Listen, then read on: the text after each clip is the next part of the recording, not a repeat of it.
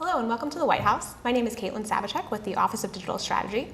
I'm joined today by Jeff Crowley, the Director of the Office of National AIDS Policy here at the White House, the U.S. Surgeon General, Dr. Regina Benjamin, and Dr. Dieffenbach, who is the Director of the Division of AIDS at the National Institute of Allergy and Infectious Diseases at NIH. If you're just joining us on whitehouse.gov/live and you'd like to submit a question, click on the link to Facebook and you can submit your questions there. With that, I'll turn it over to Dr. Benjamin. Good afternoon. As Surgeon General, I want to join my predecessors, beginning with Dr. C. Everett Koop, in expressing my commitment to HIV/AIDS. I want to welcome you to this video chat as we commemorate 30 years of HIV/AIDS. On June 5th, 1981, the Centers for Disease Control and Prevention published the first account of a deadly illness that was affecting young gay men in Los Angeles. This was the first official report that would become known as the AIDS epidemic. Since then, many of us have been touched by the disease, be it a family member, a loved one, or a friend.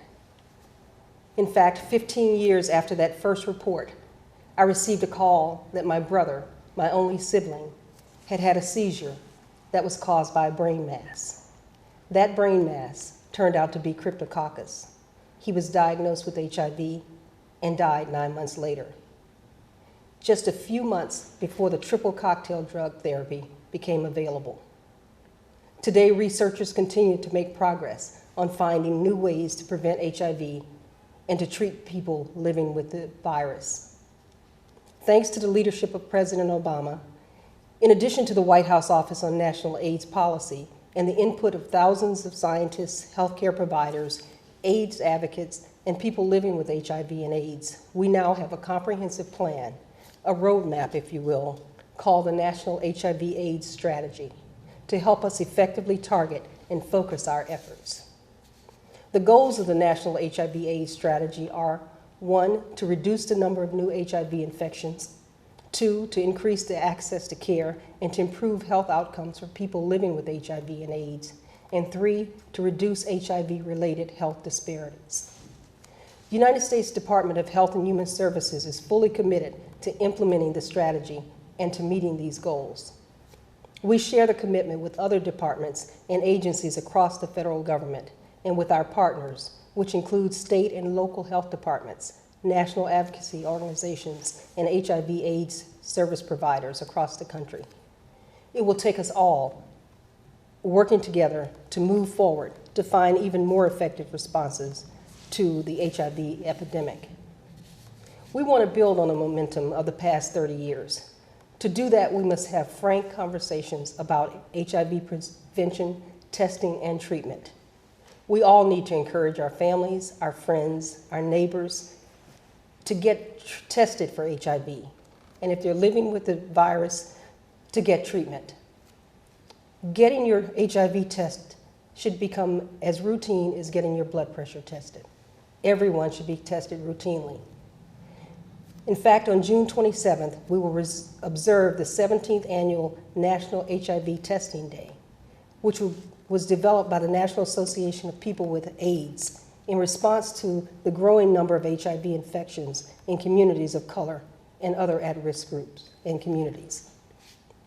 If you need more information, and you can certainly find more information and resources at www.aids.gov, that is AIDS.gov. And now I'd like to introduce my friend and my colleague, Mr. Jeff Crowley, who is the Director of the White House Office on National AIDS Policy.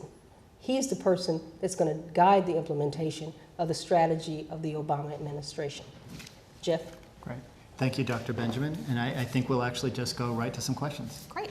So the first question we have, I think, is for you, Jeff. The question is, why isn't the federal government focusing on stopping the pandemic of HIV and AIDS here at home in America, across the southern states primarily, by putting a larger focus on prevention? Well, I would say that we are. President Obama is deeply committed to sharpening our response to the domestic HIV epidemic. That's why he allowed us to run this process where we worked with the community to develop a comprehensive national AIDS strategy. And a number of exciting things have happened since that time. When we released the strategy, we also made new investments in prevention through the Prevention and Public Health Fund. We just came through a very difficult budget environment for this year, but we're making new investments in HIV prevention. But we're also enacting some important new policy changes. One of the key principles of the National HIV/AIDS Strategy is that funding must follow the epidemic. So we're doing work at CDC and at Housing and Urban Development, where we have the Housing Opportunities for People with AIDS program, to adjust the funding formulas to make sure that we're funding programs based on where we have the most people living with HIV. But there's also a number of exciting policy activities taking place, and we're also trying to take advantage of new research results to really ensure not only that we're investing in HIV prevention, but we're focusing on the interventions that are most likely to reduce transmission. Great, thank you very much. The next question I think is for Dr. Benjamin, and this one comes from David. And he asks, what role does the sharing of personal stories play in helping to inspire people to end AIDS once and for all? Can you share with us a personal story about your own AIDS hero? Well, actually, I told you about my brother and my only sibling.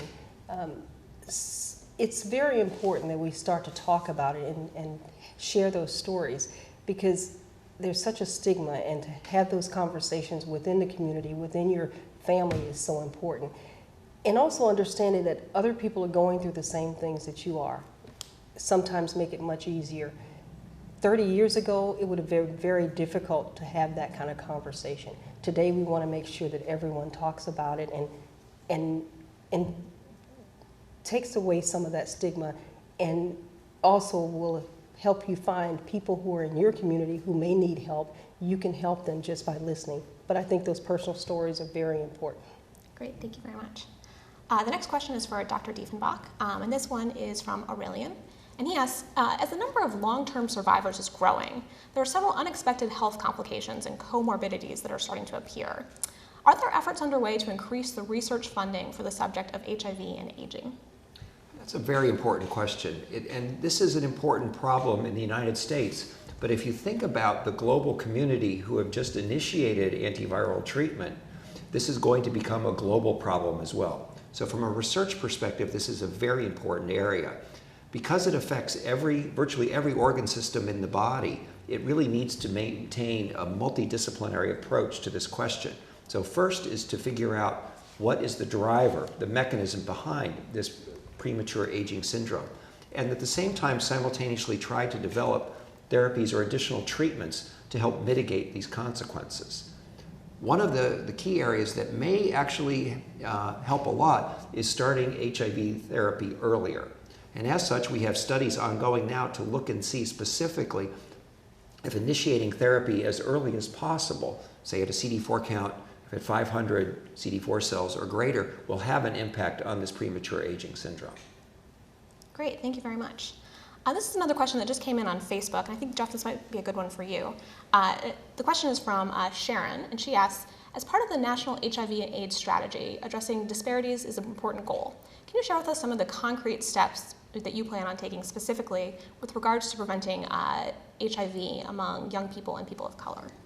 Certainly. Well, one of the things that when we released this strategy, the President directed lead federal agencies to develop their own detailed operational plans for implementing the strategy. And one of the things that the Department of Health and Human Services did, which we know has a disproportionate responsibility for implementing the strategy, is they, for the first time, asked the individual agencies like the NIH, the CDC, and all the agencies that do HIV work to show how they're allocating their funding, to look at which populations, to see if there's a good match between the populations at greatest risk and the populations that are receiving resources. So this is an important tool that we can track to make sure the money's following the epidemic.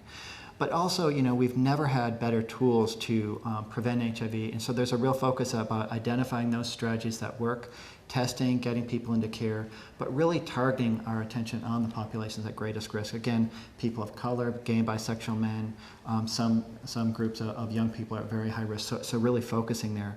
But there's also some exciting new surveillance tools, and one of these is this concept of community viral load, and I won't explain it now, but it's a tool that scientists can use to really track where HIV and infections are happening in a community and find out if we're effectively getting people with HIV on therapy.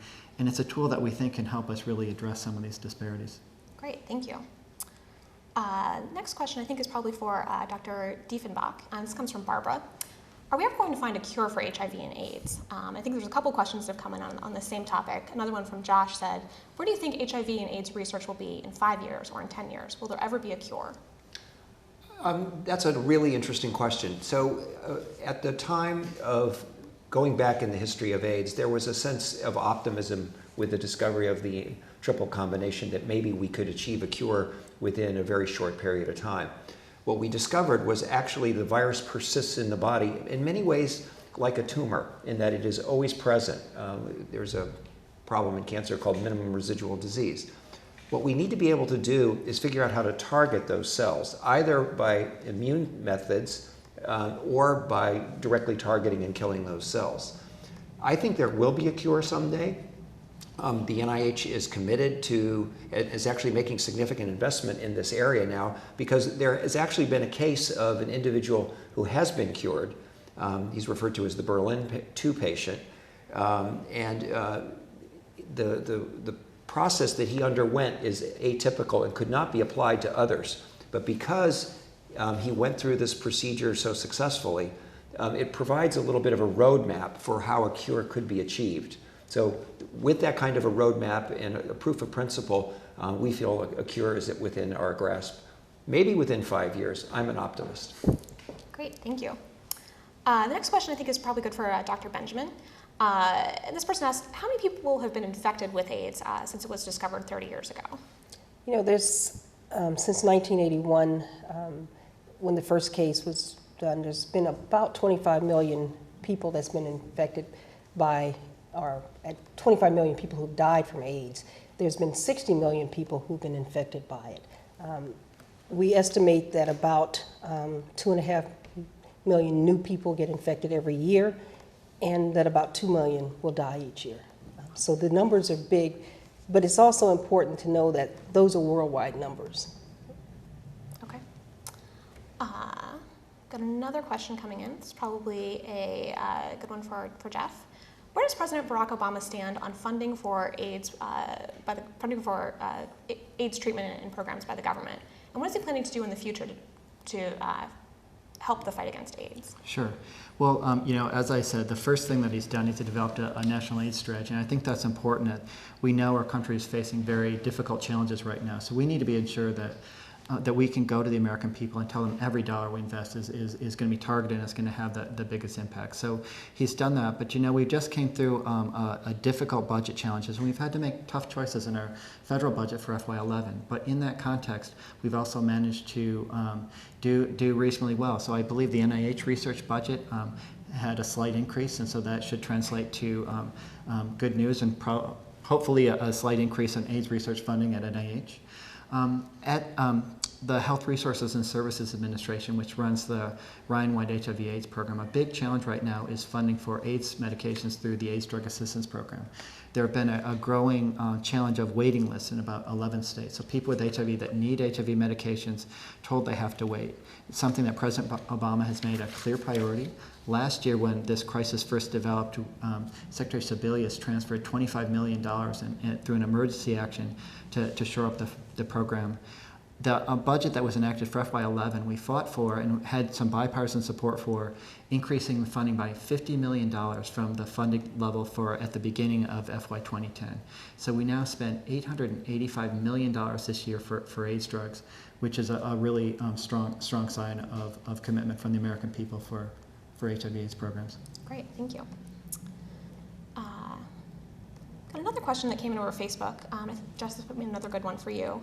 And the question is about the role that we're playing sort of in the international community. What part is the United States taking in international efforts to find a cure for HIV? And is there cooperation with scientists around the globe? Certainly. Well, Dr. Dieffenbach might be able to speak about the cooperation with scientists, but as many of you may know, President Bush launched the PEPFAR program, which stands for President's Emergency Plan for AIDS Relief. That's something that President Obama believes is very important. In fact, in this administration, we launched the Global Health Initiative, which seeks to build on and really institutionalize the important advances that we've seen globally. So prior to this initiative, there's a belief that we could never afford to get drugs to people in Africa and other places, that people wouldn't be able to get access to them, we wouldn't be able to take them. And now we're seeing, just as we've seen in the United States earlier, we've seen dramatic declines in HIV mortality around the world. The United States is a major funder of that, funding, I believe, about 58% of funding by governments globally. So we're a major leader, and we're literally saving the lives of millions of people with HIV around the world. Now, as we've done this work, there's a number of initiatives, but one of the recent things that the PEPFAR program has done is really look at how can we make this program more sustainable. So there's a new initiative to invest in medical education, both at medical schools in Africa and training nurses around the continent. And that's just one example I can think of. But again, Dr. Dieffenbach, are there other collaborations that you would like to point to? I think one of the more interesting collaborations has actually been organized by the International AIDS Society, which is one of the key groups that help sort of galvanize the global fight against HIV/AIDS. They have a program to bring the scientists from around the world that are working on the cure together to create sort of a critical mass and where the best ideas can come forward, whether they're from the United States or from South Africa or Europe. It doesn't matter. And the support can then be achieved through this consortium that's being built by the International AIDS Society. Great, thank you. This is probably another good question for Dr. Dieffenbach. Marianne asks, while miraculous advances have been made in the area of treatment, very little has happened in the area of prevention. How will the current administration prioritize prevention, especially among the most at-risk preventions or at-risk populations? Well, thank you for that question. Actually, I beg to differ with the questioner. We have made tremendous strides just within the past 2 years on the research side for prevention.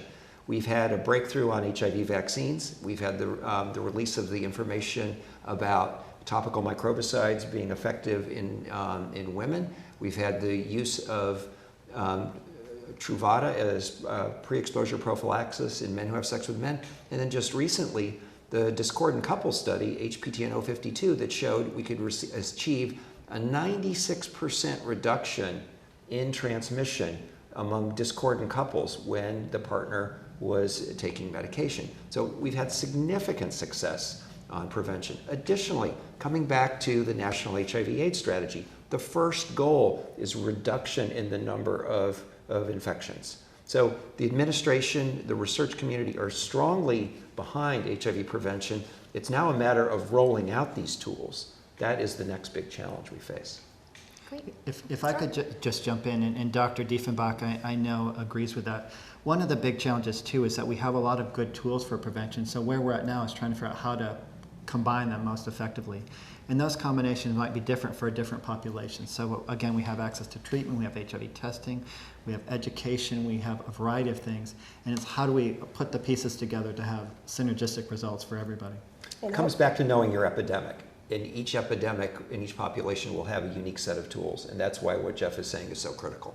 And I would just remind you, it takes all of us to work together, not just the scientists and the policymakers, but those of us at home, those of us in our school systems, in our industry. It will take all of us to pull all of this together to someday, 30 years from now, to say HIV is eradicated.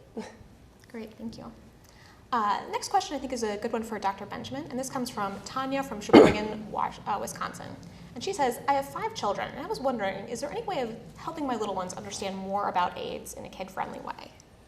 You know, it really is important that you talk to your children, and kids want to learn from their parents and have those conversations because they will be hearing about this in schools. They may have kids in their school who may be infected. You know, we saw that with Ryan White and others like it. Kids I've gotten an opportunity to meet who were HIV infected, who go on to live wonderful lives. Your kids want to talk to you about it. So rather than send you to a specific website, I'd say search for how to talk to your child about HIV. And if you do that search, a number of programs will come up, particularly with a number of the organizations and the support organizations and national organizations have services and things available. And we also have the www.aids.gov that you can go to, put your zip code in, and get more resources and information. But it is important that you talk to your kids. And you don't have to talk about how it's transmitted. You can wait until they're a little bit older, but talk to them about the fact that it is a disease. Great, thank you. The next question came in from Facebook from Hannah Green. This might be a good one for you, Jeff. And she asks, what's the current state of federal support for the role of mental health and substance abuse in HIV prevention and treatment? Well, you know, we have overlapping epidemics of HIV and mental health, HIV and substance abuse. And, you know, when we developed the strategy, SAMHSA played a critical role in this. And so CMS that runs Medicaid and Medicare. And we're continually trying to look at ways that we can better integrate our programs. Housing and urban development was involved, and there's a role for them to integrate programs that work with substance users and others. One of the things that is potentially exciting or will be a new tool is when the Affordable Care Act is implemented. As we have more people that have access to insurance coverage, that could help us make gains. But also as more people have access to mental health treatment and substance abuse treatment, that also I think will help us with both our prevention goals, but also better treat people living with HIV who have co-occurring conditions. Great. There's actually a follow-up question from William that sort of relates to the administration's efforts to fight HIV and AIDS and the Affordable Care Act. And he asks, one thing I never heard anyone talk about, including the president, is how HIV positive people will be covered under his new health care plan. Is HIV considered to be a pre-existing condition, so coverage is guaranteed? Well, certainly. You know, I do believe that the Affordable Care Act is perhaps one of the most critically important pieces of legislation ever for responding to the HIV epidemic. There's different ways that people will gain coverage. A lot of people with HIV that are currently uninsured, we think will gain access to Medicaid, because that'll be expanded in all states up to 133% of the poverty level. But also for working people and other higher income people above that, they'll for the first time have a guaranteed right to go out and purchase from competing options in these private insurance exchanges where they'll have choices and they can pick from. We will be, the law will be prohibit discrimination on the basis of pre-existing conditions, including HIV. So unlike in the past, people won't be denied insurance coverage because they have HIV. There's also a number of other critical protections. The law eliminates lifetime caps on insurance benefits. It phases out and will gradually get rid of annual limits, which have been problematic for people with HIV as well. Great. So we have another question coming from Facebook. This one's from Charles. It relates to PEPFAR and also our domestic spending on HIV and AIDS. The United States is currently spending nearly $7 million on PEPFAR, and yet our domestic care and prevention programs are in crisis. What will the White House do to preserve domestic access to services? Well, the American people have broadly supported a strong domestic response to the HIV epidemic. We will spend in this year more than $21 billion responding to the domestic HIV epidemic. About half of that is care and treatment. That's grown every year. As I previously mentioned, the President's made funding HIV programs a priority. He's fought for it. That's in the last budget round. Again, we saw increases in the ADAP program. We saw increases in HIV prevention at CDC. We saw increases at NIH. But then the entitlement programs, Medicaid and Medicare, also have an important role to play as well. Great. So this is probably a good question for Dr. Dieffenbach. Constance actually directed this right to you. She said, Dr. Carl Dieffenbach recently commented on the TLC plus approach, and I would like to know how this approach will be aimed to reach minorities, young adults, and teenagers, along with those with disabilities. So I think that's an excellent question. I think the key first step for getting successful testing, linkage to care, and treatment, followed by adherence to antivirals, is being able to effectively start with effective testing. And so as we work with the CDC and we work with the other parts of HHS and health departments around the country, how can we effectively get the message out that testing is essentially the fifth vital sign? As Dr. Benjamin reminded us, it should be as easy to get an HIV test as to get your blood pressure taken. Additionally, for high-risk populations, in some ways, it'd be great to follow the San Francisco model, where the group at the head of public health in San Francisco would like to see testing for those populations twice a year, not once, but twice a year. So we can identify people as soon as they're infected and get them into testing and linkage to care. Second, it is not sufficient just to test. Testing must be accompanied by an effective means of linkage. And that means if that means co-locating your testing facility with your care facility, that's ideal. You can't just hand somebody a slip of paper with a phone number on it and expect them to respond. But all of this must be delivered in a culturally sensitive, culturally competent way so that the people who are receiving the relatively devastating diagnosis of an HIV infection feel they're being cared for and taken care of. And only through those kinds of integrated approaches will we be successful with TLC+. Great, thank you very much. So this question comes from Sven, and I think it's a good one probably for you, Jeff. His question is, with the suffering that has been endured by the LGBT community, a community that was decimated by AIDS and ignored for so long, when will the federal government finally sort of treat us as equal human beings in all aspects of the law? Great. Well, you know, one of the important aspects of the National HIV/AIDS strategy was its focus on gay and bisexual men. Gay and bisexual men, our best estimates are they represent 4% of adults and 2% of all Americans, yet they're responsible for 57% of new infections. And that's, they've been disproportionately responsible, a part of the epidemic since the beginning, but we're not sure we've ever sort of foursquarely, told the American people that they're at such great risk. The strategy says in bold that we'll never be able to get our HIV epidemic under control in the United States unless we have a renewed focus on responding to gay and bisexual men. So we've taken a number of steps. I mentioned that HHS is looking at how we allocate funding to make sure that we focus on populations at greatest risk. CDC is doing a number of things that are really important. They're making new investments in surveillance. 2% of the population, a pretty small population, so they're doing new work to help us understand what the epidemic looks like, where it is, so we can target resources effectively. But they also are trying to do new work to put HIV prevention in a broader context, so that we're helping gay and bisexual men live healthy lives, and HIV prevention is one part of it, instead of just telling people don't do something, And so integrate the much more positive messages that are easier to sustain over a lifetime. But this also exists in a much broader context. That the administration has been very active supporting the LGBT community. We eliminated the HIV entry ban. Of course, the president, signed the Don't Ask, Don't Tell repeal. But he also issued a presidential memorandum that allows for same-sex partners to visit their loved ones in hospital settings. So there's a number of things that we've done, and our focus on gay and bisexual men as far as preventing HIV is just one part of a broader story. Great, thank you. So this question just came in on Facebook. It's from Daniel Volpe. It might be a good one for Dr. Dieffenbach. And he says, adherence to the retroviral regimens is the largest challenge for those who are on medication and is the leading cause of drug-resistant strains. What can we do to make sure that people adhere to their drug regimens? There are several things that we can do to help people adhere. And there's a process that is in place for dealing with chronic diseases in terms of providing peer and near-peer educators, providing assistance and coaches to help people stay adherent. At the same time, one of the best things we can do is improve the quality of the drugs. We can make the drugs so they have fewer side effects and also reduce the number of times people have to take pills. So if you have a pill that's one pill once a day with very few side effects, it becomes significantly easier to adhere. That in a nutshell is what we can do. Ultimately, the way to make it so people can adhere is to eliminate the disease. And that is why we need to continue to work for a cure. Great, thank you. So another one that just came in from Allison Klein, and she asks, how can community health programs encourage HIV testing?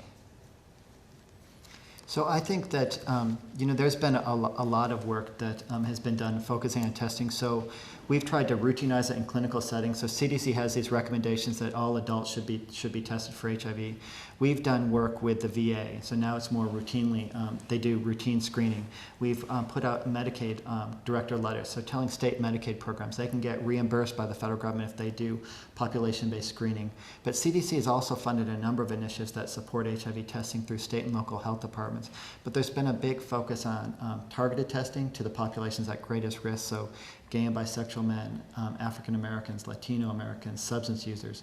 So we've really been trying to make our investments because it's not so much how many people we're testing, it's really identifying the most number of positive people. And we think it's important to do this in a number of settings. New testing technologies have enabled us so it doesn't have to be, all testing doesn't have to be done in a doctor's office. So we fund a lot of outreach so people can go where the people are in communities and support testing. And certainly community health centers have a role in that. In addition to the community health centers, many of the community organizations are very involved in this, and we've also involved the faith-based communities. Many of the churches have outreach programs to testing as well. Great. So I think we have time maybe for just one more question. This one came in from Facebook from Keenan, and he asks, does President Obama plan to put HIV prevention classes in schools across the nation? This hasn't been brought up yet, and some folks are curious about education. Yeah, well, maybe I can take that. So when President Obama came into office, there was a lot of controversy about funding for absence-only education. And one of the things that the president said he believed is that he believes in evidence-based approaches. But we also believe that there's people of good faith on both sides of this divide, and we agree on far more than we disagree. So we've launched a teen pregnancy prevention initiative, and a cornerstone of that is that HHS did a comprehensive evidence-based review of which programs and models work. And generally, those are programs that put HIV prevention in school settings in a broader health context. So we've transitioned to this program where most money goes to that. We also, though, a quarter of that funding allows for experimentation. So people have new ideas that they want to test new models, they can do that. So we basically continued the same funding. We were about $110 million a year for that program. But through the Affordable Care Act, we've also, there's two new programs. There's a personal responsibility education program that was funded that does comprehensive work, and there was an absence-only program, which we didn't really support the absence-only approach, but tried to work and implement the program faithfully in a way that would be effective.